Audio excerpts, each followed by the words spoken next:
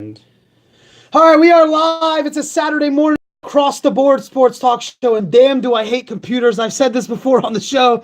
I've said it over the last, I don't know how many months that we've done the show and how many episodes that we've logged on to the podcast. It is amazing. And it's all on me, though. The problem's on me that I'm doing work. For the website for GodfatherLocks.com, which of course will have some picks coming up at 11:15, which everybody is just jonesing for. And I was going to tell Joe this before we started the show. I want to kind of go back and see where the peak of listeners are during Across the Board Sports Talk Show, whether on YouTube or on Facebook, because these picks have been absolutely disgustingly good, right, Joe? I mean, unbelievable run on GodfatherLocks.com. Probably one of my best runs I've had on the website since creating the site back in 2012. So a lot of people have been asking, well, who do you like today? I'm getting texts from former coworkers, from people that listen to the show, of people saying, well, who do you got? I'm headed to Atlantic City. I'm headed to here. I want to try to bet online or anything like that. What do you got going on? That's why you've got to tune in at 11:15. But partly why it's my fault is that I don't come down to the studio, to the undisclosed location, until right about start time, right? And that's bad news. It's Radio 101. We shouldn't do that. Okay, back when I worked at the Fanatic, we didn't do. You have to give yourself some time, and there have been times where you run into the studio and the last commercial's playing, and you didn't even have your music open, ready to go. I've done that, and I know people in the business can attest to doing that. Not a good thing. Not a good thing. But we are here. It is Across the Board Sports Talk Show. I am live on plenty of platforms, whether it's YouTube Live. Look, it's simple. Across the Board Sports Talk Show. Go to the YouTube page. If you don't have Facebook, if you got an aunt, a grandma, a grandpa, what else? An uncle, a cousin, a nephew, you don't have Facebook, send them the YouTube link. Let them go on YouTube, and you can find the show. Now, all you Facebookers, you know how this works, okay? Interaction is key to the show. We will talk a lot today about what we saw on Thursday, and to have Joe here is perfect from JDM Photography because he's a Giants fan. What the hell is going on in New York? And I'll tell you what, Eli Manning, you got a quote yesterday, Pat Shurmur, we're sticking with Eli. All right, I don't know how, but they are. The Eagles, a big win on Thursday, 34-13, dominant performance. They probably could have put up 50 if they really wanted to. The Eagles needed a game like that. I know the Giants are struggling. I know it's a bad season right now, 1-5, but the Eagles needed a game like that where Carson Wentz can just absolutely go off, and that's what he did. So we'll discuss the Eagles and Giants game, what we saw on Thursday, and is this the turning point? Because I'm listening to local radio yesterday with the Fanatic and WIP and all these stations saying this is the Eagles' turning point, right? This is the game. I don't care if it's the 1-5 Giants or if it was the 5-0 Rams. If you win a game like this, it turns the season. And I kind of agree. This is the game where now you're 3-3. It's not the greatest record in the world, but your division absolutely stinks. The Cowboys aren't going anywhere. The Giants, obviously, their season's pretty much folded. And the Redskins, I'm not a believer. Even though I've cashed in on the Redskins a couple of games earlier this year, I'm not worried or think that the Redskins are going to be a contender of any sort. So the Eagles are in prime position to make another run at this division title and to be in the Super Bowl picture. We'll discuss that as the show goes on. Also, college football Saturday. It's an amazing day of college football. I mean, you talk about the nasty weather outside, rain, cold, don't worry about it. Sit back, watch some college football. We've got the top 5 college football games of the day coming up in about 10 to 15 minutes. We'll start the 11 o'clock hour with your top 5 games. And we'll discuss Penn State today because remember, it's been 2 weeks removed since that blunder that we discussed here on Across the Board Sports Talk Show with Penn State, with James Franklin, the 4th down play that was just so absurd. And that's the last time we saw Penn State was 2 weeks ago against Ohio State. Such a big loss to the Ohio State Buckeyes. They come back today a 13-point favorite against the Michigan State Spartans. And good God, I'm not teasing the pick segment, but we all know, if you're a Penn State fan out there, and I know I was talking to Jeff a little bit, Penn State alum, Penn State fan, one of my really good friends, and I'm talking to him, and he said, Penn State, it's a big number, it's a hefty number. Michigan State plays Penn State tough every season. Imagine if you're Michigan State, who comes off of a loss to Northwestern. Now you come back, you play Penn State, who's been off for 2 weeks. I know they're reeling from that loss to Ohio State, but now you're giving 13 points to Michigan State. Should be an interesting game. And what do we see now from Penn State? How do they respond to the adversity of losing to Ohio State? They bounce back, or do they they kind of fall into that oblivion where they lose a couple in a row, and it could happen. We discussed this about Penn State a couple of weeks ago of how this kind of loss can linger for a team when you're so close to beating a top 5 team, right? You're so close to being in that national championship picture, and then you lose a tough one at home on prime time a couple of weeks ago. So we'll get into Penn State and Michigan State. And look, it's simple. For Penn State, you got to have to move on. The bye week came at a perfect time. Split these 2 weeks up, because remember what happened last week. You lost to Ohio State, then you come back and you lose to Michigan State. Now you had that break in between where you can kind of get yourself rested, get your mindset straight, and come back today at home and get yourself a W. I don't think it's any doubt that Penn State wins the game today, but 13 points is just far too many for me if you're a Penn State fan. I think this is going to be a tough game, as Michigan State always plays because of their defense. So we'll get into that as well.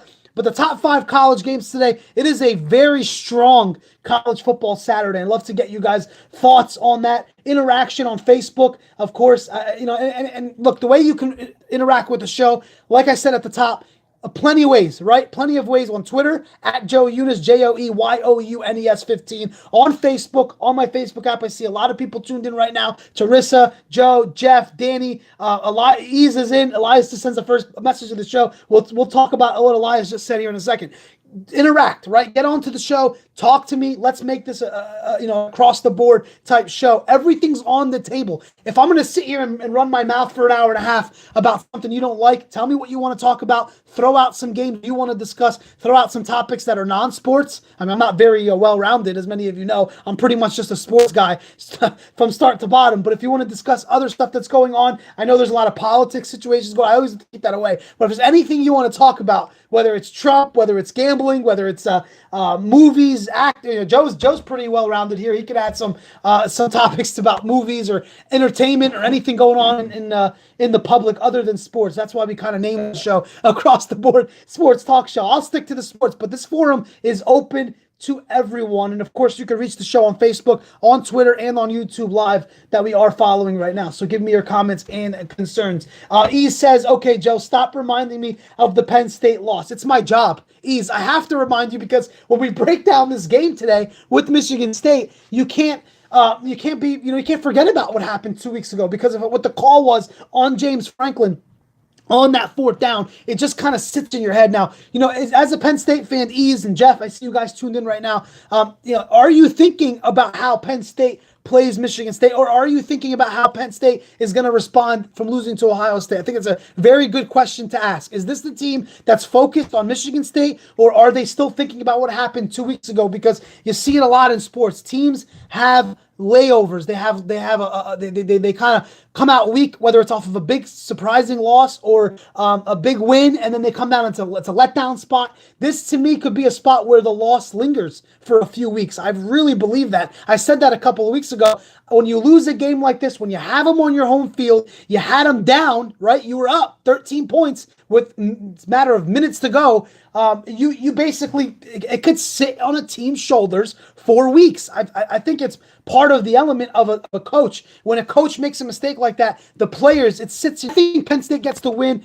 10 points seems right. I can see 7 to 10 points. I do not see a 2-touchdown win for Penn State today. I think it's going to be a nasty game. I think Michigan State comes in there with that defensive mindset. And, Jeff said it best right there. They missed their opportunity from 2 weeks ago. They should have beat Ohio State. And look, in sports, we all can agree when a team has a big win, there's a letdown spot. When a team has a big loss, that's heartbreaking the way it was to Ohio State. You can make that same argument that they can come back the next week and be in the same letdown spot. I know it's hard to understand. I know it's hard to even fathom. How can Penn State, right, playing at home, 2 out of 3 weeks come back and lose against me? I'm not saying they're going to lose today, guys. Don't kill me. But I just think you're going to see some sort of struggle from Penn State because of that layover, that letdown, that slow, that mindset that was 2 weeks ago for Penn State when losing that game to Ohio State. And I think, for me, it's in general, I just think it's, a thing where a coach has to take over, right?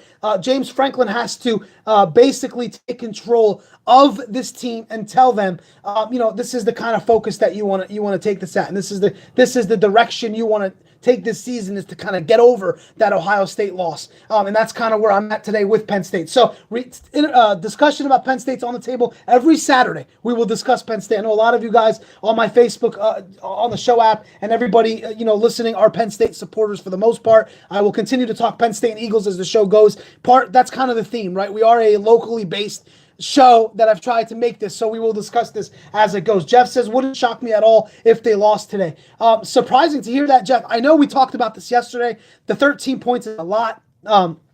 We've discussed how Michigan State has played them tough in years.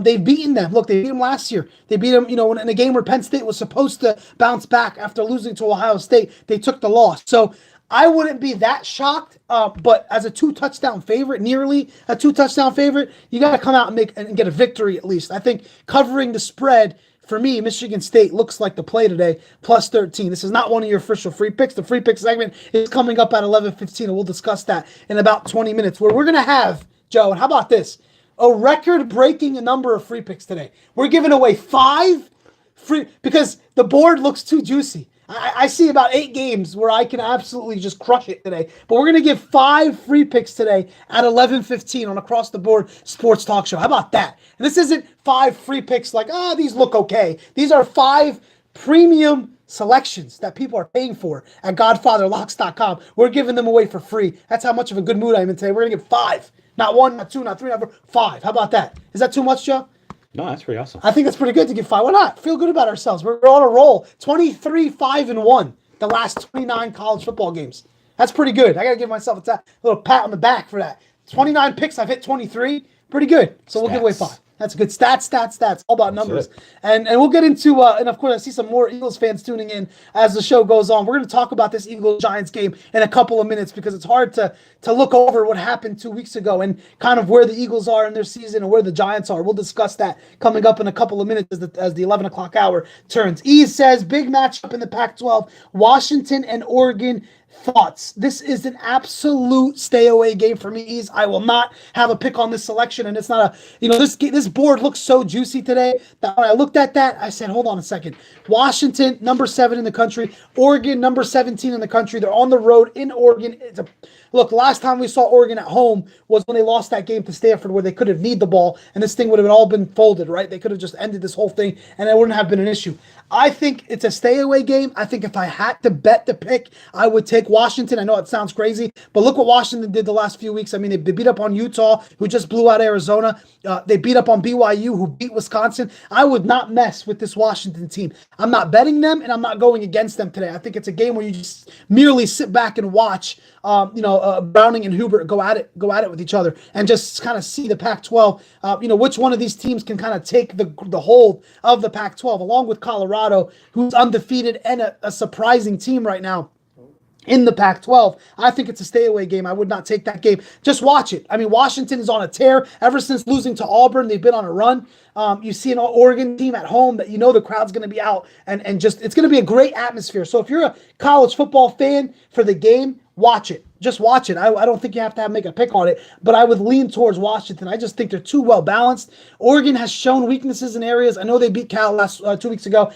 They've played well this season overall. They should have beaten Stanford, and they should be undefeated right now. But that being said, I would lean Washington, but I'm not touching it. I don't think it's a game where I would put any money on it. I think just watching the game as a fan is good enough. But that is one of your top 5 college football games of the day, and let's run through them here as long as I have you guys on the subject.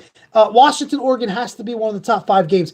LSU and Georgia. If you remember last week on the show, Florida was one of your free picks. I talked about giving away Florida as a top-notch free pick. We were 2-0 again last Saturday in college football with free picks. Florida, to me, last week was the greatest pick of the week. They cashed in. They pulled away late. I know that offense is shaky. You saw Florida beat an LSU team that was kind of sluggish offensively. Look, they're situation, and Burrow looks good, but their situation on defense is what's going to carry them through the year. And if their defense can't get it going, and if their defense can't shut down Georgia today, it's going to be a long day for the LSU Tigers. I like the quarterback play. I think Burrow is a great He's got a great mind for the game. Coming over from Ohio State, he's coached well. He's got an arm. It's going to be interesting to see what LSU and Georgia can do today defensively, and see what kind of matchup we get on the defensive side of the ball, because Georgia's going to play Georgia football, and they've been damn good this year. And I know a lot of you guys have seen Georgia play. Underrated, not many people giving them love. I think it's time that you kind of focus over and look at what Georgia's doing as far as because they're a national championship contender. They really are. And I think it's time that we kind of look off of Alabama a little bit and start to see what Georgia's doing, because they're just as good, if not right on top, right on the same level. I know people say Alabama's the cream of the crop. Georgia's playing just as good, and nobody's giving them any love. They're winning every game that's being thrown at them. So it's going to be interesting to see where Georgia goes the rest of the way. All right, the third top game of the day, surprisingly to a lot of people, and of course, Wisconsin-Michigan is in the top 5. For me, I'm not really juiced about that game. I know it sounds crazy. Look, Michigan's been on a tear since losing to Notre Dame. We've seen that. Wisconsin slipped up at home against BYU. I don't think this game is going to be that entertaining, but it is your primetime ABC game. So, people are going to be tuned into that. I think that a surprising game of the day, I'm scrolling here to find out the latest line, is going to be this game at 3:30. And I don't think many people have circled this game, but Central Florida, who I've had a discussion recently about Central Florida and saying how they claim themselves to be the national champion, co-national champion as last year. They're on the road against Memphis, okay? UCF versus Memphis. Guys, these games have always been entertaining to watch. If you're looking for a college football game to watch and points being scored, the over-under is 81 points in this game, and they've played some phenomenal football games over the last how many years with UCF and Memphis. If you want to watch a game where it's no defense, you want to tune into UCF Memphis, and you're going to see a team with Memphis who's 4-2 on the year. UCF is 10 in the country. They're going to give them their best shot. And we'll talk more about this in the pick segment. But Memphis at home in this spot here tonight, if you were looking for an underrated game to watch, there it is at 3:30, UCF and Memphis. I believe it's on some ESPN or ABC network. The fifth biggest game of the day, Colorado versus USC tonight. At 10:30, I believe, late night action on Fox Sports 1. I think Colorado, again, ranked, but USC is a touchdown favorite, and that's all I got to know about that. But I would love to see USC, Colorado go at it, and just to kind of see if Colorado's legit or not. That's a game I'm circled on my map tonight at 10:30, Colorado and USC. So those are your top 5 games. You've got Washington, Oregon, you've got USC, Colorado, Wisconsin, Michigan, Georgia, LSU, and my personal favorite today is UCF versus Memphis. So those are your top 5 games. If you want to talk Penn State football, you can do so here on the show. Always reach the show here on Facebook Live right now, and Across the Board Sports Talk Show on YouTube Live, which we are on YouTube now, thanks to JDM Photography, one of the premier sponsors of the show. And you are listening to Across the Board Sports Talk Show, brought to you by Red Jewelers, 2 locations, 5248 Hamilton Boulevard, 704 West Emmaus Ave in Allentown, PA. Buy, sell, customize,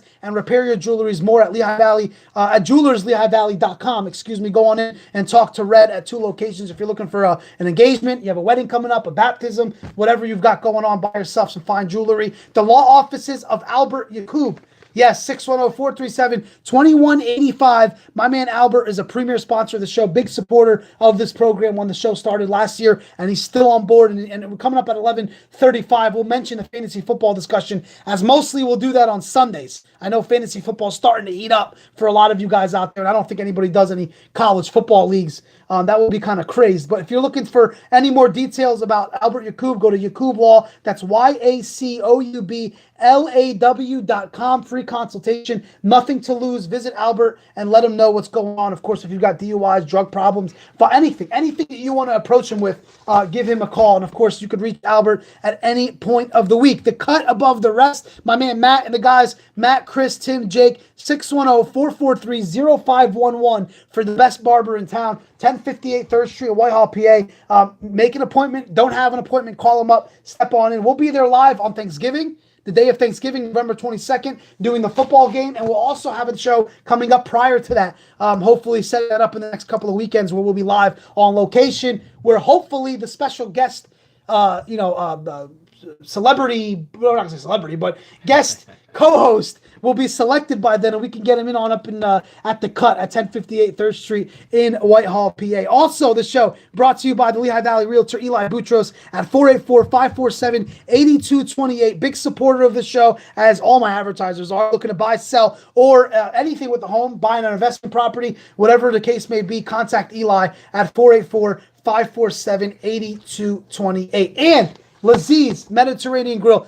I was there yesterday, took a visit there yesterday, stopped on by, saw the great new furniture. Dude, it lit up the place. Laziz looks phenomenal right now. Talked to Adnan, talked to his wife and the beautiful team that he's got there, the great hardworking team that he's got at Laziz. Check them on out, Tillman Square Plaza, 4666 Broadway, Allentown, PA. Not only the best food in town, but the best service. Check them out on Yelp. Look at their star ratings. You'll see it for yourself. LazizGrill.com. Also, JDM Photography, which I've mentioned, providing me with the video and the footage here live here on the show at jdmphotography.net. Visit his page on Facebook. You can visit all my people on Facebook. Also, Biagio Pizzeria Restaurant, 1526 North Cedar Crest Boulevard, Allentown, PA. I drove by as I was in Cedar Crest the other day. Packed, completely packed at Biagio. People eating pizzas, wings, pastas. I love their cheesesteaks. It's one of the best cheesesteaks you're going to find in this area. And also, premier sponsor, Meza Middle Eastern Restaurant, Middle Eastern Cuisine. In 2 weeks, they're having the biggest party of the year, October 26th. Reach out to Rami and get yourself some tickets here if you are from Allentown for some hookah, great food. Visit Meza off of Mickley Road in Whitehall. Those are your top sponsors. This is what you're listening to. It's Across the Board Sports Talk Show. It is a sports show, but I opened it up. I said, if there's anything else you want to talk about on the program, we can do it. We've got about an hour, a solid hour coming up. If you want to discuss anything going on other than sports, we can do that. I'm not very well-rounded, but if you're tuning in and you see that we're live, you know we're talking sports here. Every Saturday from 10:30 to noon, you can find this show here live. All right. Let's get into what we saw on Thursday, Joe. And I know you watched the game, I'm assuming, with the Eagles and Giants, and you saw what we saw with the Giants. And look, what's happening with Eli Manning? I think that's been a question that a lot of people in New York. I was actually listening to 98.7 the other day, which is a New York station, ESPN radio in New York, the day of the game. I was actually listening to see what they were saying about the Giants, and two out of the three of their hosts picked the Eagles. Okay, so they went against the Giants in their own home state, which I like that because you're playing it even keel, right? You're not biased. You're looking at it from the outside. You're looking at it with an unbiased opinion, and that's kind of what you have to do as a sports analyst or a radio host. And then I'm looking at it and I'm saying, the offensive line, we all know their problems, but this guy he just looks out of sync, man. He looks, I don't want to say he's washed up. The guy's a two-time Super Bowl champion, but it's time that Eli Manning kind of gets pushed aside. They don't have, their backup quarterback is Alex Taney, some guy that you probably never even heard of. Who's that? Some kid from Monmouth, okay, gets the backup. They got this other Italian kid as the third backup, Leota, I think Lalota or whatever his name is. Look, the future of the Giants quarterback is not on this team right now, but you gotta have to see a change with the Giants. I mean, it needs to be moved on from him. Saquon Barkley is the future of not only this team but the NFL. What an absolute machine this kid is, and if it wasn't for Saquon Barkley, I don't know what the Giants would be doing offensively. I mean, he's had a couple big runs in that game, but what is happening with the New York Giants? It's a simple question because the Eagles, they celebrated a 34-13-point win. We'll talk about that coming up and how big that is for Carson Wentz. But the Giants, I mean, too much talent to be wasted like this, Joe. I don't know. Maybe he needs a shot of steroids or vitamins or something's going on because maybe he's tired. Well, He's tired. Not that he's ready to retire, but maybe he's just tired. Yeah. Maybe he's given up. I don't know. Something's got to change. Yeah. I mean, because if not, we're going to lose Eli. And I said this last night. Not only are we going to lose Eli, we're going to end up losing Saquon because you can't feed the man over and over the ball 30 times a game. Yep. It's not going to happen. Yeah, and that's the problem. Saquon Barkley is such a next generation running back that you're seeing him in the backfield, and it's like if you had 50% of a pass game, your team wouldn't be 1-5 right now. Like they're 1-5 with arguably the top 3 running back in the NFL right now this season. He's behind Todd Gurley.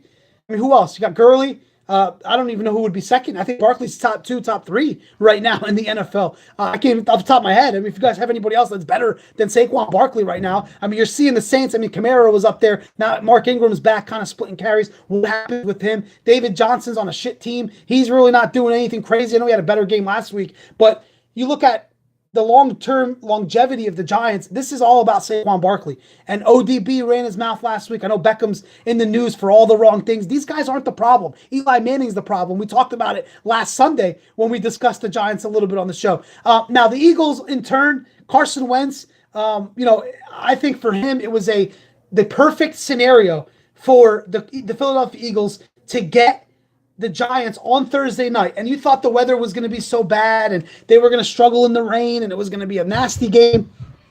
And Carson Wentz got the exact game that he needed after his comeback from injury to come out and just go off, right? And he went off. They scored 34 points offensively. They probably could have dropped 40 some odd points, but it was a great game for the Philadelphia Eagles. And I simply asked it to all you Eagles fans on here, is this game a turning point? Is this enough? Did you see enough?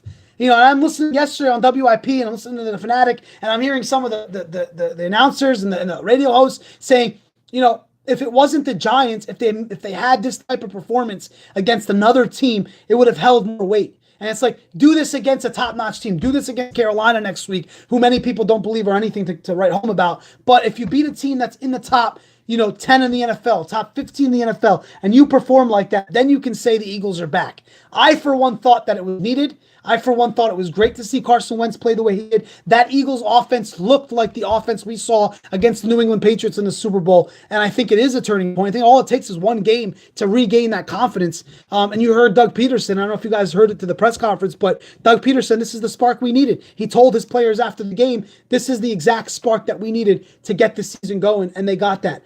Janice, hello, Janice. Thank you for tuning in. She says Eli needs to retire. I think Joe can really attest to that. I think he's kind of hinting he needs some sort of shock. If not, he does need to kind of move on and retire. A two-time Super Bowl champion. Do you know when to hang it up? I know me and Joe have talked about this before. Some of these guys just can't stay away.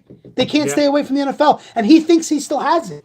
That's the thing. Eli probably thinks he still has it, like Favre did, like Rod. Like, I mean, a lot of these guys, some of these players in sports. You look at some of these boxers. Maybe he does. It's just he just forgets to turn it on. Or maybe it's coaching. I don't know what it is. I mean, any quarterback can say, get me an offensive line, and I'll perform.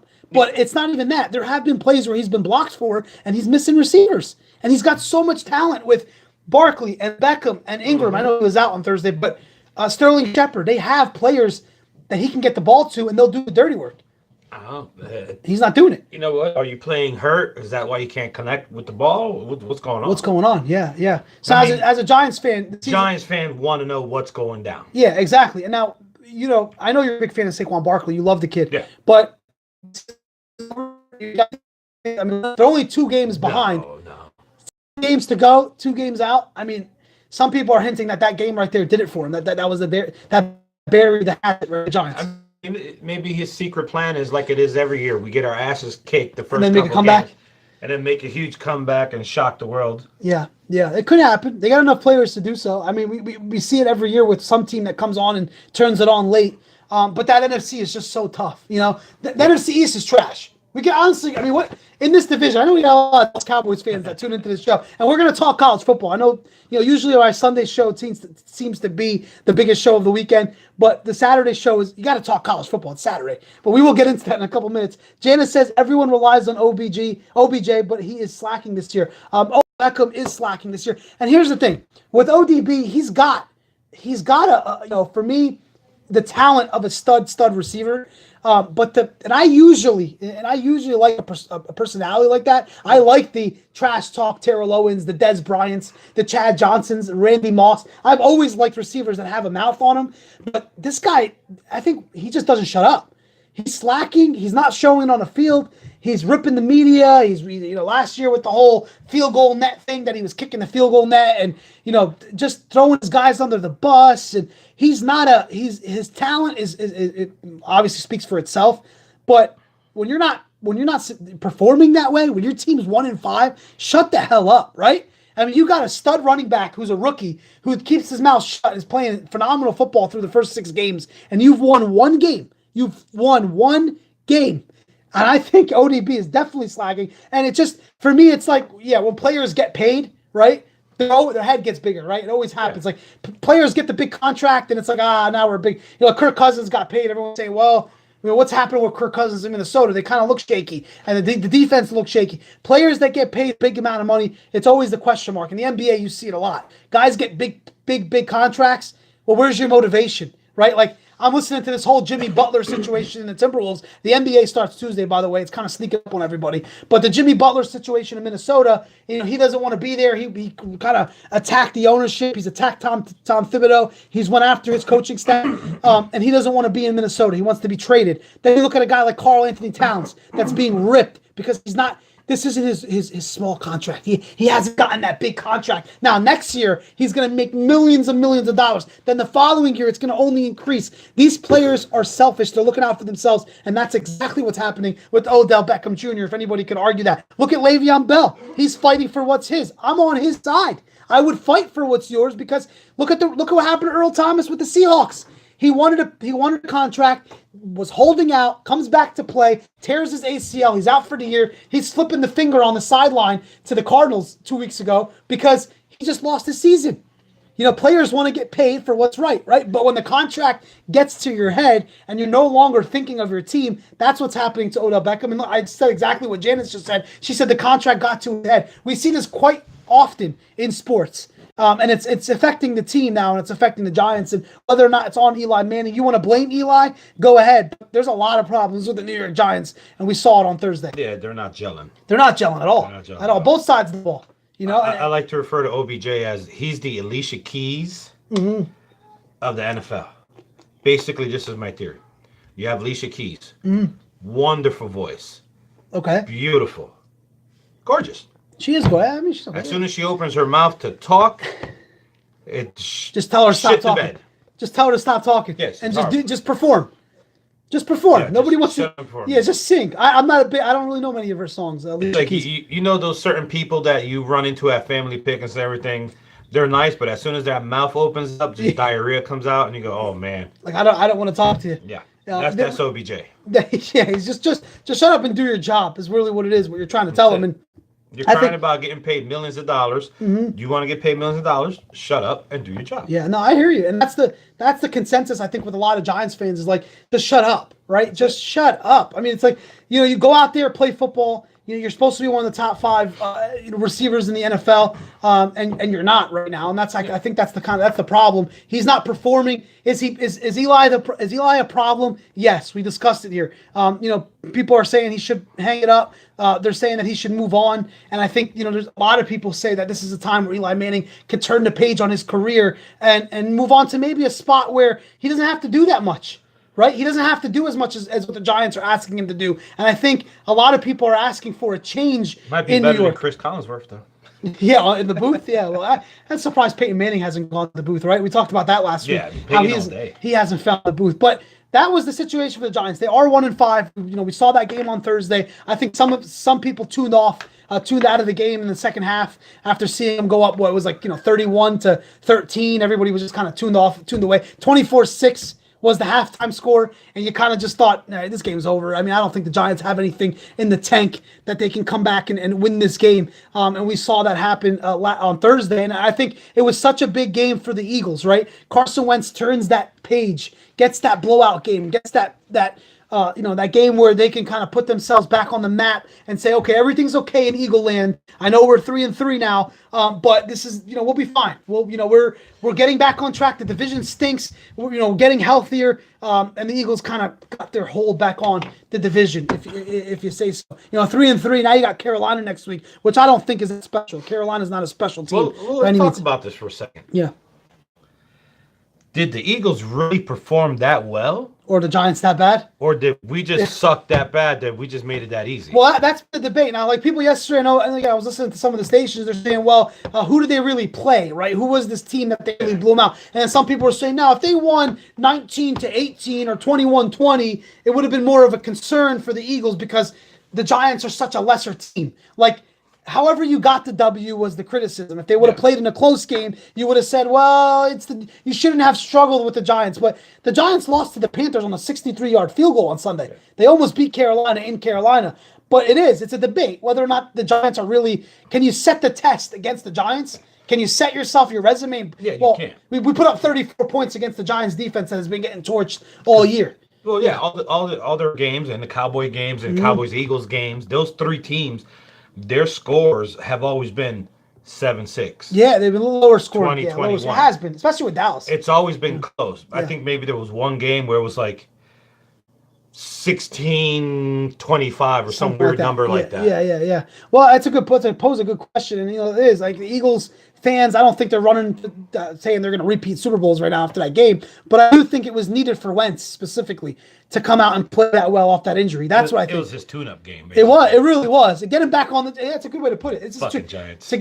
Joe's pissed right now, everybody. If you're tuning in, Joe is a big Giants fan. Of course, if you want to follow Joe, jdmphotography.net. Joe is a Giants supporter all his life. Of course, we talk about the Giants on this show because not only are they in NFC East, but they're involved with the Eagles, but Joe is a fan and we like to discuss what's going on. And they have, Laura says it best here too. Giants are inconsistent. That's a good way to put their franchise. One year they're a Super Bowl champ, one year they're 3-13. This is actually 2 years in a row. Now they were 3-13 last year, and now they're 1-5. Yeah. So you're talking 4-18 in your last 22 games if you're the New York Giants. Maybe that shouldn't happen. This is their strategy. So the next draft, they get the first pick. Well, they're saying some people are saying to tank it so you get Barkley and then you get the best quarterback in the draft next year, and all of a sudden you got a future. All right, we are a little late on the GodfatherLocks.com pick segment. I'm sure there's somebody out there scratching their head saying, "Get to your picks. I got to put my bets in." Somebody's listening right now, whether it's on Facebook or YouTube, that's itching for these 5 games. And why the hell are we giving 5 games today? Because I'm just in a good mood. And I'm on fire. 11-1-1 in my last 13 college football games. 23-5-1 in my last 29 college football games. Good God, the games are screaming at me. I'll tell you what, if I look at these games anymore, my head's going to explode. I already locked in the picks, Joe, today. The picks are locked in. Any paying customer on the site, you've got your picks locked in. GodfatherLocks.com. You can find it right there, right now, live on the show, on the site page right there. GodfatherLocks.com. That's GodfatherLocks. Pretty simple. Godfather, like the movie, locks, like a lock.com. Pretty simple to find. All right, 5 free picks of the day, all equal in strength. I'm not even going to say this is my favorite pick of the day or not, because you should just take all 5 and write it home. That's how I'm looking at it. Number 1, Georgia Tech. -2 points today at home against a 4-1 Duke team. Why am I taking this game? I know not many people know about Georgia Tech or Duke or give a crap about either team. It's actually down to 1.5 right now. So it went from 2 to 1.5, even 1 in some places. Take Georgia Tech. They got a big blowout win last week, 66 some odd points against Louisville. They play Duke this week, who's 4-1. Look, Duke is not a trustworthy team. I talk about Duke and their resume. I actually had them twice this year, I believe. I did. I had them against Army in week 1, and I took them the next week against Northwestern. They're coming off of a loss to Virginia Tech 2 weeks ago as a 6.5-point favorite. They got blown out by 17 points. I think today you take Georgia Tech. That running game is hard to stop. It's hard to prepare for. It's hard to play up against. I take Georgia Tech at home. I know the public is all over Duke. Do not fall for it. Take Georgia Tech. Number 2, okay? I know I said this wasn't an official free pick of the day. I don't think I'm going to even go there, but let me make sure before I even say anything about Penn State, Michigan State. I'll probably get my head chopped off by all you Penn Staters on here. Let's see. Do I want to make it a free pick? I do. I will take Michigan State plus the 13 points as one of your free picks, okay? The reason why is that I do believe Penn State gets the win today. I just don't see this being a 2-touchdown win. I know Michigan State lost to Northwestern. Yes, Penn State is better than Northwestern. 2 weeks ago was, just as I mentioned, the Eagles situation being a turning point, a spark for Carson Wentz, a turning point for the Philadelphia Eagles. This for Penn State 2 weeks ago, I feel like is going to let them down a little bit. It's going to weigh them down. I do believe Penn State gets the victory, but I don't think it's going to be by 2 touchdowns. So I will take Michigan State plus the 13 points.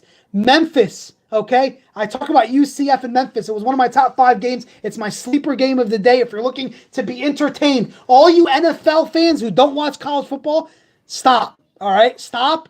reassess your situation, look at yourself and say, I want to watch real football. Tune into college football and tune into Central Florida, Memphis today at 3:30. I will take Memphis plus 5 points. I think it's going to be a slugfest. I may even wouldn't be surprised if Memphis wins this game today at plus 5 points, but I will take the 5 happily and hope that they cover the spread against the number 10 team in the country. The number 4 free pick of the day is simple. It's North Carolina against Virginia Tech. Okay, one game that's screaming at me. How the hell is North Carolina only a 6-point underdog at home? North Carolina absolutely stinks. They're 1-3. I know they're coming off of 2 weeks ago. They beat Pittsburgh at home. It was a big win. But, I mean, this is... And maybe that's a test to what you could be seeing as far as North Carolina tonight, that their only home game this year, they won. 3 road games, you lose by 7, you lose by 22, you lose by 37 2 weeks ago against Miami. I think Virginia Tech today, off that loss against Notre Dame, this season's been so awkward for Virginia Tech, right? You lose to Old Dominion, you come back, you win a game. Who did they beat? They came back and beat somebody. Let me look. I know they beat somebody that was Duke. They beat Duke by 17 the week after they lose to Old Dominion. Now you come back, you lose to Notre Dame by, 22 points. 22 points to Notre Dame last week. They play North Carolina on the road. I will take the points with North Carolina. That's such a weird line. Take the Tar Heels. And the last pick of the day is Colorado at USC. They're a 7-point favorite. I don't know who. I know who makes the lines. I have a computerized system that goes into this. I'll take USC minus the 7. You've got an unranked, inconsistent USC team at home laying 7 points against Colorado, who's ranked and undefeated. I will take USC. So to recap, your 5 free picks of the day, and I'm going to write them down as I go, is Georgia Tech minus the 1.5. Okay. You got Memphis plus 5. You got Michigan State plus 13, UNC plus 6.5, and USC minus 7. How about that? Georgia Tech, Memphis, Michigan State, North Carolina, Southern Cal. If I go 5-0, Joe, we might shut down the show tomorrow. How about that? We might just not even be here. We'll just be in Vegas somewhere. We'll jump on a plane and go to Las Vegas, or take a drive down to Atlantic City. Why the hell not, right? Those are your 5 free picks. Oh, yeah. Who cares at this point? We're winning the way we're winning. You might as well take them and see. Look, entertainment purposes only. Unless you're driving to Atlantic City or Monmouth Park or wherever else you're going. I know Penn National, I heard, up in Harrisburg is getting the legalized sports betting coming up in a couple of weeks out there, about an hour and 20 minutes from Allentown. So if you're into that, go ahead and those are your 5 free picks. I don't think I've ever given out 5 free picks on the show. But Georgia Tech, Memphis, North Carolina, Michigan State, USC, those are your 5. It should be a great day. And of course, if you're looking to check out more selections and insight, go to godfatherlocks.com. The premierest sponsor of the show. The reason why this whole thing started, godfatherlocks.com, of course, your sports handicapping website is there and ready for you to provide insight and analysis on college football Saturday. And of course, tomorrow, NFL Sunday, get your picks. We're not going to have 5 NFL games tomorrow because the NFL is the cream of the crop. That's where people tend to get juiced on, is the NFL. And they, of course, on Sundays, we usually get more people following the site and more people following the show. But for all you people tuned in now, I appreciate everybody listening. Chris, Mike, Janice, Andrew, Ram, Kristen, Misho, everybody, Jeff, tuned in right now. I know Teresa was in earlier, Danny was in earlier. All you guys tuned in right now. Let's hear it. 30 minutes left in the show. What are your recaps, your thoughts of the Eagles-Giants on Thursday? Of course, tomorrow we're going to talk about the NFL schedule for tomorrow's game, so we're not going to really get into the Eagles that much tomorrow. So if you want to recap what you saw from the Eagles-Giants on Thursday, was this a turning point for the Eagles? That's kind of what everybody's talking about, was like, damn, the Eagles needed a game like this, right? The Eagles needed a come-out game, coming-out party. They got it. But Joe posed a good question saying, is it the Eagles being that great, or was it the Giants being that bad? And that's a really good question to talk about, because we all can agree the Giants are having a tough up and down, actually it's mostly down, football season at being 1-5. But anytime you can drop 34 points on the road in the NFL, you know, I know it's a cliche, and all the old farts that watched football say, well, you know, winning any game in the NFL is great to do, right? It's hard enough to win one game. I get that. But you're the Philadelphia Eagles, defending Super Bowl champion, playing a 1-5 or at the time 1-4 Giants team. You need to win 34-13. It was an impressive win, but was it a win against a team that is kind of mailed it in and they're just tanking, like Joe said, and trying to get the number 1 pick next year? That's kind of what everybody's thinking. I mean, it was a statement win. I, for one, thought Carson Wentz looked great. I thought you were able to see Zach Ertz get in on the mix. He had a touchdown pass. Alshon Jeffrey has changed that receiving core. It is great to see the Eagles get him back because they need a receiver like that on the outside. I know, Aiken and Mike Wallace aren't the answer. It's all about the tight ends. And it's about Aguilar, and it's about Alshon Jeffrey. The running game situation remains a question for the Philadelphia Eagles. Who's going to carry the load for the Eagles? Look, LaShawn McCoy's his name's been thrown out there. Le'Veon Bell's name has been thrown out there. Can the Eagles and should the Eagles make a trade? Yes, I'm on board. They should make a trade. If LaShawn McCoy you can get him and you could acquire him for cheap, I will do so. And I think Wendell Smallwood and Corey Clement. These guys aren't gonna change the game for the Philadelphia Eagles. You go ahead and get yourself LaShawn McCoy. I know it's going to take a lot to get Le'Veon Bell. And some people say, well, whether or not Le'Veon Bell is worth it, because then he's going to have to re-sign after the year and if not the contract, and whether or not you're willing to do that for Le'Veon, that's a question. I think Le'Veon Bell is one of the best running backs in the league. I've talked about Le'Veon a lot on this show every weekend and how he's holding out for money, and I'm with him. Keep holding out, bro. Hold out. I know he's coming back after the bye week because he probably can't afford to lose $850,000 every week. But if you're the Eagles, make a trade. I think it's simple. If you can get the phone ringing, make a trade. And if look, LaShawn McCoy, I think, is still a dynamic running back. A little older now. I think he's about 30 years old.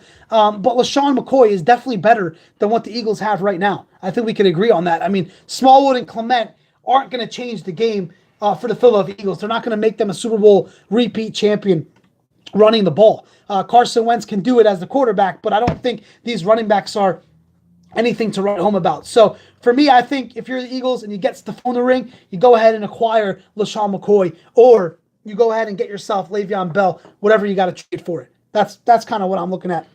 And I think for the Eagles, it's that one piece that's kind of missing, right? After Jay Ajayi went down, Darren Sproles, look, I mean, he's kind of old now, but he's still doing it, man. He's still catching the ball out of the backfield. He's still lining up in the slot receiver. But I think the Eagles need to make a trade for a running back. And how will this affect your fantasy football teams? Yes, it is 11:30. We'll talk fantasy football here. This segment is brought to you by the law offices of Albert Yakub and also the Elias Market and Bake Shop located in Allentown. The freshest produce, butcher, cookies, dessert, cakes, whatever you need. Visit the Bake Shop and the Elias Market in Allentown, PA, premier sponsor of the program. They sponsor the fantasy football segment that you'll hear every Saturday and Sunday at 11:30. We'll discuss your fantasy football teams. This is more of a relevant segment for Sunday, because we'll talk about this on Sundays when you're setting your lineups, who to pick up, who to draft. Fantasy football has been the craze of sports gambling for years, and the NFL continues to deny that this is gambling. It is. Everybody's doing it. Even people, older people, younger people. There's kids in high school, kids in middle school that are doing fantasy sports, and it still remains very popular. So we'll hear the segment every Saturday and Sunday at 11:30. I'll mention fantasy football. Who do you want to start? Any debates on stardom, sit-ems, sleepers, right? You guys out there that you think are a sleeper, sign up. There's a lot of quarterbacks available in my league that are on that free agent wire. And if you need a stopgap, I've got Tom Brady on my team. And I got, I think I don't know who's backup. Who do I have as a backup? I think Mariota I have as a backup quarterback who's been banged up. But if you're looking for, any kind of insight from the listeners of the show, if you've got fantasy football help that's needed, pose your question. Pose your question on the Facebook app, pose your question on the YouTube live app, get your comments going. We will try to help you through your fantasy football year. There's a lot of people right now, 5 weeks through, that are struggling for wins. That I know personally. I'm 1-4 in my league. My team is just, it's good, but I'm facing better teams and teams that are dropping 160 points every week, and I can't get a victory. I've got the Le'Veon Bell situation on my team. I see Tony Nassar's tuned in, big Steelers fan. I'm struggling right now with this whole Le'Veon Bell situation. I have James Conner, which I'm glad that I handcuffed when I drafted. But I would love to see Le'Veon Bell get traded. I don't know where Tony stands on this as a Steelers fan, but I would love to see Le'Veon get traded. So now all of a sudden, I got Le'Veon Bell and James Conner as my two running backs. So fantasy football, open up forum. Talk about who you want to start, who do you want to sit, whether or not you look. I was discussing this yesterday as I was visiting a family member had passed away recently. So I was visiting, my family, my friends, and Randy, listener to the show, Randy from the Lehigh Valley Driving Network, the driving school was there. We were talking about fantasy football, and he basically said it best. He's a Cowboys fan. His team's struggling, but he said fantasy football is kind of the only reason why he's invested in the NFL anymore. It's kind of how bad the league has been with penalties and the roughing the passers, and it's been such a hard watch that he basically said, look, I'm invested in football because of fantasy. And I know there's a large base of fans out there that watch the touchdowns that Todd Gurley going to get. There are many of ways to get involved in fantasy football. So that's why we launched this segment. I like to keep it out there. I know Ease last week had a lot of insight for Elias last week on the show. And of course, if you want to tune in and give yourself some debates, tomorrow it will be beneficial to the show to talk about fantasy football when you're setting your lineup for an NFL Sunday. I don't think many people still do fantasy sports otherwise than NFL. I know basketball has struggled to get off the ground with the fantasy sports. MLB has struggled. I know there are some people that I know that do the baseball fantasy, but it's very few and far between compared to the NFL. So are you still doing fantasy? Your fantasy football discussion's always on the table. If you want to talk fantasy football, I will leave this time slot open for fantasy football debates. And of course, I used to get on Matthew Berry. I used to get on Eric Carabell on my shows down at the Fanatic. And we used to talk, offline and say, everybody wants to talk about their own team, right? You don't want to talk about fantasy football as a whole. Like, who's going to sit there and say, wow, this guy's having a great fantasy football year. I love Todd Gurley. If you don't have Todd Gurley yourself, you don't give a rat's ass that Todd Gurley is having a great year. That's fair to say. I mean, unless you have this player, you're not going to care about it. It's your team. You want to care about your team. So, and that's why I want to open this segment up, because I think it's good to have this discussion about your team, who to start, who to sit. And I'm not some sort of fantasy football expert, but everybody on the Facebook app can be more involved in this discussion. And of course, you guys could chime in and give your fantasy football points. All right, another subject that I want to talk about here, and this kind of relates to what we talked about last Saturday on the show, right? We talked about Khabib and McGregor last Sunday, right? The big fight was last Saturday. The fight happened the next day. The whole hoopla about, the assault after the fight. And then I see the story late in the week where they're investigating and UFC is looking into whether or not they're going to fire his coach. I don't know if you saw this, Joe, but Khabib's coach is being on the hot seat of what the investigation is about the fight after. So Khabib threatens to leave UFC if something happens to his coach. I don't know if you guys saw this story. Bye. He is threatening, but now Khabib is like, he's undefeated, right? He's got the belt. He's like the next thing in the UFC. Now he's threatening to say, if you let go of his coach, or if you fire, or there's some sort of hammer that's dropped down on this coach that was involved in this whole situation, he says, I'm leaving. I'm leaving UFC. I'm threatening it. Now, like Joe just said, bye, right? He doesn't care. You want to leave. Dana White has got to take that under consideration, though, right? I mean, if you're Dana White and you're looking at this whole situation with the UFC, this kid is undefeated. He just took out Conor McGregor, who used to be the face of UFC, correct? I mean, Conor McGregor, he was a top-notch fighter. He was one of the big names. He was. And now Khabib is kind of like this next guy, right? He's undefeated. He's a force. He's got a body that fits the UFC. He's an animal, right? We all can agree he's an animal. How would you approach this situation? How would you approach this as a UFC fan, as a fighting fan? How would you handle Khabib's threat? And how would you look at it from another, like, let's say if this was a boxer, if this was Floyd Mayweather, and boxing needs Floyd Mayweather at the time, how would you approach this right now? Like Alvarez, Triple G. I mean, at this point, you have so many other divisions with weapons and big time names, and you have to weigh your options. Yeah. One, what are the chances of this fool acting a fool again at another fight? Well, yeah, there's always an option, right? Conor's not the only shit talker out there. No, there's a bunch. There's a bunch. Now, there's a couple other coaches out there that are 10 times bigger than Conor's coach and stuff that they won't stand for that. So that'll be an excellent fight afterwards. But yeah. But if Conor McGregor did this, would they respond? Like, does it matter that it's Khabib? Does it matter? I mean, that's I think they're treading lightly with Khabib at the moment. Yeah. If it was Conor McGregor and his crew, people would be suspended, fired, fined, and probably never fight again. Wow. So that's what I think. Yeah, but I look at this from a sports landscape, right? If somebody threatens, like you're seeing Le'Veon Bell threaten not to play. We've seen that with the Steelers. It's been 6 weeks now, and he says he's going to come back after the bye week. But these players, and we talked what Janice said earlier about the contract is getting to someone's head. Yeah. When it's a lot about to do with money, I get it, right? When you want to be a big shot, you want to sit there and say, well, I'm not going to perform until somebody pays me, or I'm not doing, you know what I mean? Like you hold your ground, right? You say you're not going to do something because of some other scenario, that you're not being treated fairly. We've seen that in sports. It's happened on a lot of bases. The NBA, right? Some players are angry about certain coaches and they want to run their mouth. Look at Jimmy Butler. We talked about Jimmy Butler with the Timberwolves. He doesn't want to play. He's rolling the ball at ownership. He's running his mouth saying, you can't win without me. These guys get big heads. And I think with Khabib, undefeated, he's the undisputed champ. And now he's saying if there's a hammer being dropped on his coach, that he's threatening to leave.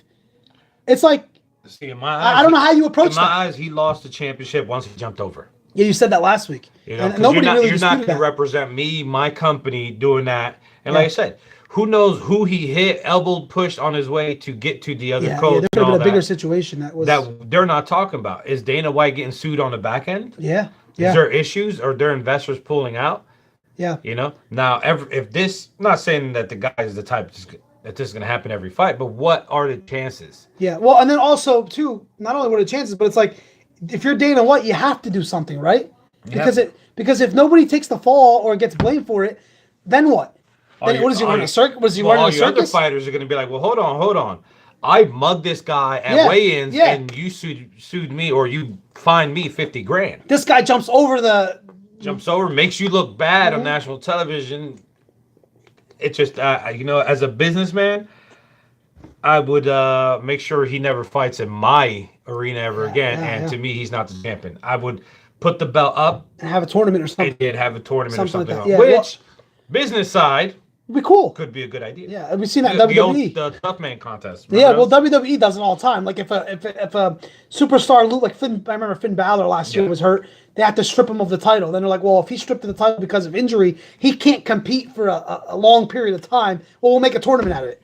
You know, I'm just looking at it from the sports landscape. It's like someone's got to take the fall, right? Someone's got to be held accountable. Everybody now, and Joe, I don't know.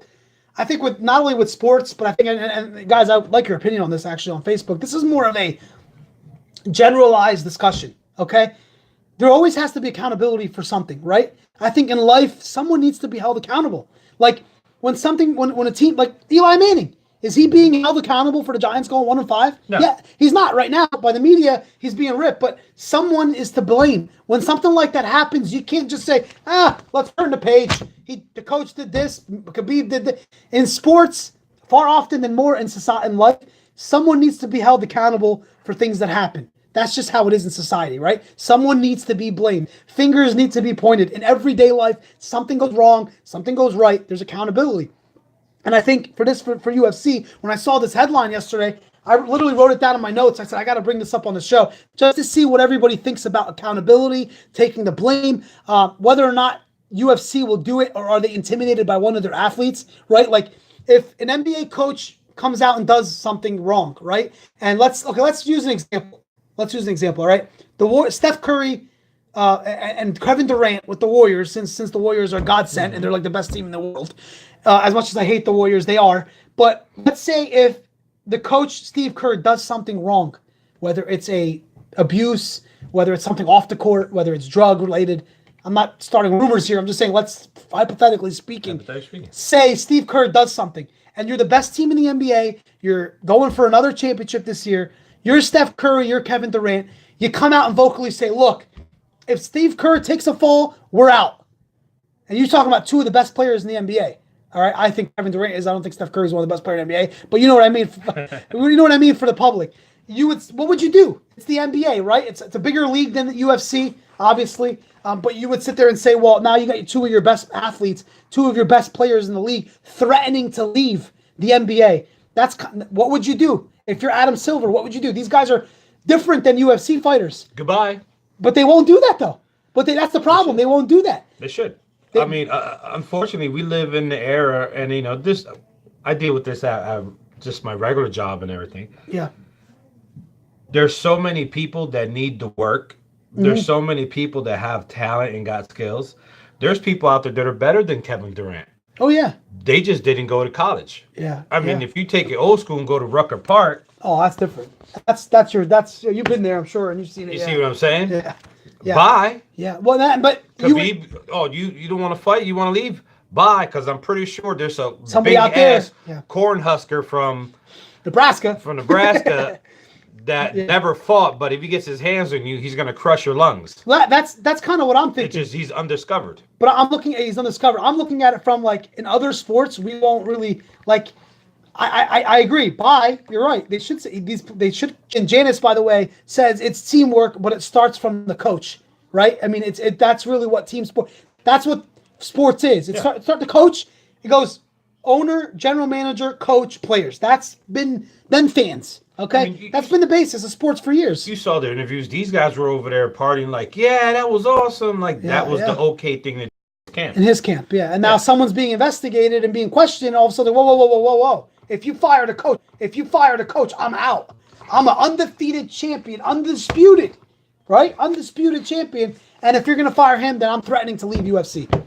And I'm not surprised you said that just, okay, leave. But I just don't know if, is it just a bullshit threat? Is he going to be called his bluff? Are they going to call his bluff? I don't know. But I just think. He might. He made a lot of money. He did. He cashed in already. Does it matter? He cashed in. He can leave. I mean, honestly, Conor McGregor, he doesn't have to fight. No, McGregor's made, man. He can just do commercials and this and that, and he's well off. He's a fighter, so he can't sit at home. He can't stay away. It's not a lot of his players, like they can't stay away from the gridiron. Yeah. They can't stay away from the court. They can't stay away from the octagon. But I just think in a general sports discussion, you're going to threaten to leave as a top-notch, undisputed champion. It's hard for me to fathom that it's actually going to happen. Like, let's say they do fire his coach. I don't think he's going to be like, all right, let's just pack it in and leave. No. I think it's a threat. Now, he is, I know I met with Putin, and they congratulated him on his win, and Russia now all of a sudden has put him on this pedestal that he's like God sent. Russia's soccer team has had a great year, but what else do they got going on in Russia? Their hockey team is getting ready for the Olympics, and I think, I don't know if they have much going on. So now all of a sudden Khabib is like their gold, their prized possession. But I just thought it was interesting to bring this up on the show. Beckham since day one, but now because he's undefeated and he just beat Conor McGregor, all of a sudden it's something that they want to support. Sounds like people I know. Exactly. All right, Across the Board Sports Talk Show. We are winding down here on a Saturday, October 13th show. I thank everybody for listening. Of course, Janice, Laura, Mike, Tony, everybody who chimed in, Elias earlier, Jeff, all you guys tuned in. I see Omar tuned in. Frank, thank you guys for tuning in live. And of course, to all my podcasters that listen into after the show, big support that goes on throughout the show. I'll see comments and likes as I'm going through on my weekends, Joe. We'll get a lot of people who are liking the show as the day goes on. That's cool too. We are here from 10:30 until 12 every Saturday and Sunday. Tuning in live is always good because we can kind of interact and talk about what the big sports topics are for the day. I also wanted to make it a point today that this is across the board sports talk show. This is anything you want to talk about. I know I sound silly when I say this, but this show isn't regulated by a program director or someone telling me you have to talk this, and that. This isn't produced by anybody but ourselves here. So this is us. This is our show to talk about anything. We'll talk about things locally. If you got fundraisers coming up, I do want to mention that extravaganza coming up for Ariella's toy giveaway that I'm seeing a lot of people. And I mentioned it last week on the show, and I appreciate everybody who's listened, who tuned in, who saw that. But if you want to reach out to the Ariella's Toy Extravaganza, I'll mention it here in a second. We'll talk about how you can give and donate to people, the kids of CHOP, that don't have the needs and ability to buy these toys coming up on Christmas. So I want to talk about that. Any fundraisers you've got going on, anything you want to promote, if you want to become an advertiser of the show, like my 13 advertisers that I'm going to mention here in a minute, reach out to us on Across the Board Sports Talk Show. Be a part of the show. I'm still looking for my special guest co-host coming up. Hopefully, we'll send me a direct message. I know Danny Dayu, who didn't tune in today, is the number one front runner right now. That's kind of said he wants to do this. Throw your name in a hat. We'll get you live, whether it's at The Cut, whether it's at Meza coming up in a couple of weeks, whether it's at Essence when we do a live show from Essence, or Laziz, the new furniture there. We're going to do a show from Laziz. And Dan told me yesterday, come on up and do it. We're going to show you how great. I want to actually take the camera, Joe, and I wish it had the smell factor, man. That's something that someone needs to do. The smell factor. Like, I'm sure Samsung and this Android situation, someone's got to make it where your phone, you could turn on a smell button and all of a sudden the smell just resonates through the phone. That would be awesome. Like a touch touchy-feely, smelly type thing. Well, we might be there. I just saw that Amazon is developing something where you can order wine on Amazon, and within an hour, it's delivered to your door. What? Yeah. How is that possible? I have no Comes idea. from your warehouses? It- Well, how about what Amazon? Is this Amazon that's doing this too, where you can order clothes, then get it and only keep what you like, and then send it back and then get charged? Someone's doing that. I think it is yeah, Amazon. someone's doing that. It's like you can order clothes and then like because you're not actually physically going to the mall and trying it on. You can get your let's say you're ordering 6 t-shirts. Your shirts come, you try on all 6. You're like I only like 4. You just return the other 2 and then you pay for the 4. That's pretty cool. It's pretty But neat. everyone's getting lazy. Why do you leave your house? You probably don't have to leave your house anymore. Listen, I know some of you that are parents and have kids. If you ever saw Wally, Wally. Big and Large, that's coming to shows. Who's Wally's a robot, isn't he? Yeah, remember Wally the show? Remember Yeah, Big and yeah, Large? yeah. And then I never watched it, but I thought everybody's like in floating lounge chairs because everything's just being delivered. it's just being delivered. Like you go to the supermarket. Like I was at the It's supermarket. coming to life, people. I was at the supermarket the other day, and it's like, I just don't know how lazy people are. Like, you go to the supermarket, the deli. Janice says Amazon's ruling the world. They are. And I think if you did see the clothes thing, I thought it was crazy. Amazon, Samsung, Netflix. iPhone. Yeah, Well, it's The internet. not iPhone, The internet. Apple, and Google. yeah, the internet. But I'm at the supermarket. I'm like, when you go to the deli section to cut your meats and cheeses, and then you look over and you're like, they're already pre-wrapped that has been cut. Like you're so late. You don't want to wait 10 minutes, not even 5 minutes to go and pick up fresh deli meat. It's got to be pre-wrapped on the side for you to go pick up your cheese and meat. For God's sake, just wait 5 minutes. Everybody's in a rush. There's no patience. Then you go to the register and it's a self-checkout running the world where how the hell, if I'm buying $150 worth of groceries, okay? Right? $150 groceries, right, Joe? Yeah. And I got a cart full of cases of water. I don't want to go to the self-checkout. I don't want to have to lug these. I don't want to ask the lady who hates her life to come and bring her little machine and scan the 24 cases of water. I don't want to do that. I don't want my kid drinks milk like I drink water, like I drink freaking, like I eat, right? It's unbelievable how many cups of milk he drinks. I want to lug gallons of milk to the self-checkout, open up a freaking register instead of getting, you don't want to pay anybody but this one lady to man 7 self-checkout. This is the laziness of America. People are getting late. That's the problem. Everybody has to be handed to you on a silver freaking platter. Big and Large. That's the way it That's works. what it's called. It's Wally, Yeah. and the company in it that took over is called Big and Large. All right, there you go. There's a plug for Wally. All right, I got my man Robbie, Spring AWA, Georgia Bulldogs. Big game today, Georgia against LSU. He says, like Walmart, right? They literally have 30 registers and two raised items open. That's right. It's like you have all these 2 lanes open. As we said, 30 registers, yet one guy's open, and then all the self-checkouts are open. And you're Walmart. There's like 1,000 people in Walmart daily per hour. It's retarded. I can't see what E said. I want to see Union and Fitch Restaurants having a breast cancer fundraiser. Of course, this is October, which is breast cancer fundraiser. 20% of sales will go to. Can you see the whole comment? No, I can't. It says to see. The Real Men Wear Pink charity. Please join us if you can for a good cause. And it went away. Yes, and watch our Penn State battle Michigan at 3:30. Giveaways, raffles, drink specials, and more. 1528 Union Street. So check out. Let me try to love this comment as well. I don't know if I can do this as I'm sitting. Here we go. Union and Fitch Restaurant. There's my man Ease McCool having breast cancer fundraiser. 20% of sales will go to his Real Men Wear Pink charity drive. 3:30 today. Penn State, Michigan State. Go on down there and check it out. Janice says, give it a few years, robots are everywhere. That's what Joe's saying. The Wally situation.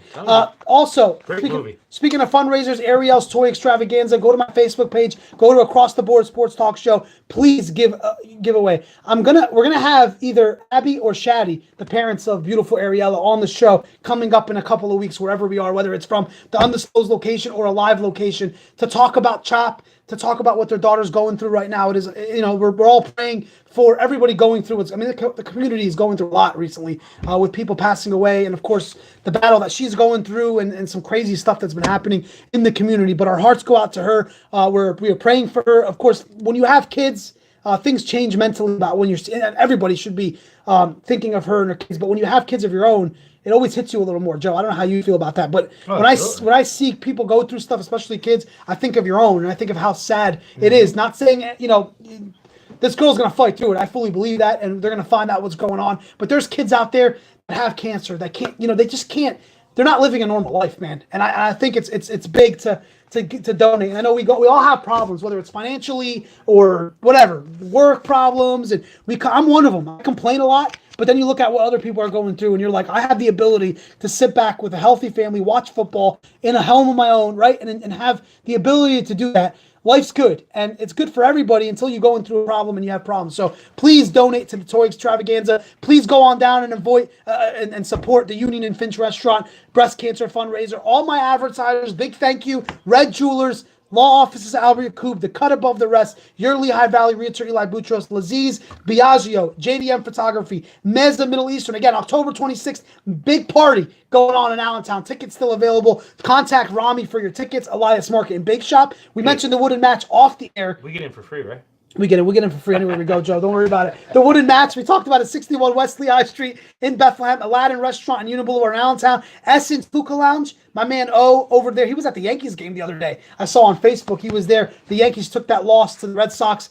Ridiculous way to say. It's just New York's not having a good run right now. I want to talk about it. Yeah, they're not having a good run. And Eric Alnor LLC, my man counselor, a big supporter of the show, has supported the show. Reach out to Eric Alnor LLC on Facebook. To recap, Eagles, big win. We'll talk a little more about it tomorrow. NFL Sunday coming up tomorrow. They got the Giants down 34-13. Your top 5 college games to watch out for today. Georgia LSU. I see Robbie tuned in right now. Georgia's going to have their hands full today. It's going to be a great game to watch. Wisconsin, Michigan, another big one. Washington and Oregon. I mentioned Colorado, USC. I talk about USC being a 7-point favorite against an undefeated ranked Colorado team. Watch out for USC tonight. Take them to win the game. Also, the sleeper game of the day, Central Florida versus Memphis. If you're looking for points and don't care much about defense, tune in to Central Florida, Memphis. A recap of your GodfatherLocks.com free picks, which I shouldn't do anymore, Joe. I should let these people tune in at 11:15 to get the 11:15 picks. I always like to recap. Now people might be scrolling through, when the bar rolls on your video, you're like, oh, let me just go to the end. He's going to recap the picks. Maybe I should just stick it to the point. Appointment radio was big. My program director back at the station, you got to give him a reason to listen. It's appointment radio.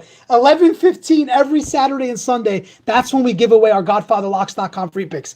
Mark it in your calendar. Put it in your iPhone. Make the alarm go off because we are absolutely on fire. 23 wins, 5 losses, 1 tie in the last 29 college football picks, including 11, 1, and 1 in the last 13, Joe. 2-0 yesterday in college football. Georgia Tech, Memphis, Michigan State, USC, and North Carolina. Those are your 5 free picks. It was a great day. Robbie says, go Bucks. That's tomorrow. Tune in tomorrow. We'll talk NFL. Tampa's got the Falcons. Jada says Niners all day. I know they don't have their quarterback anymore. They've got the Packers on Monday. We'll talk NFL tomorrow. We'll have some more picks. We'll have fantasy football. And who the hell knows what's going to happen today in college football. I don't know. I have a feeling something crazy is going to happen in sports, the world of sports today. Maybe Jimmy Butler gets traded. I don't know. Something's going to go down. And we'll talk about it tomorrow on Across the Board Sports Talk Show. See you later.